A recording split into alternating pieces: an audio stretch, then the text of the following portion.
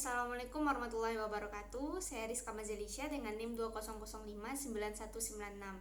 Nah, pada kali ini saya akan presentasikan materi mengenai pertemuan kelima, yaitu tentang membaca dan menulis, komunikasi dalam membaca dan menulis.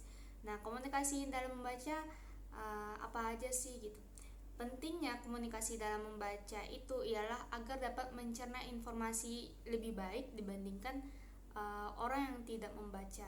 Sedangkan yang menulis itu agar dapat mencerna informasi lebih baik lagi, karena ketika kita menulis itu kan bisa kita lihat apa yang kita tulis. Nah, jadi pentingnya komunikasi dalam menulis itu agar kita mampu berbicara kepada orang lain untuk jauh lebih baik lagi gitu. Nah, apa aja sih teknik dalam membaca? Teknik dalam membaca ada berupa teknik scanning. Teknik scanning ini yaitu memindai dengan teliti bagian mana yang merupakan kalimat pokok dan bagian mana yang merupakan penjelasan tanpa membaca teks secara menyeluruh. Yang kedua ada teknik skimming. Teknik skimming ini yaitu teknik di mana pembaca memfokuskan pikiran pada pokok gagasan atau substansi dalam sebuah paragraf. Yang ketiga ada yang namanya teknik skipping. Teknik skipping ini boleh dibilang sebagai membaca dengan melewati bagian-bagian yang dianggap kurang penting. Jadi kita membacanya bagian yang penting saja. Yang kelima, teknik membaca intensif.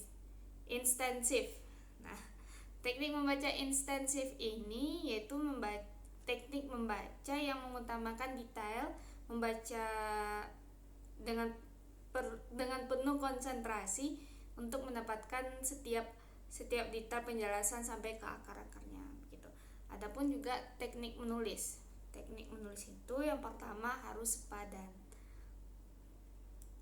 Unsur kesepadanan dalam menulis ini, yang pertama kalimat memiliki fungsi-fungsi yang jelas. Yang kedua, penggunaan kata hubung yang tepat. Yang ketiga, adanya predikat sebaiknya tidak didahului dengan kata yang. Yang keempat, paralel.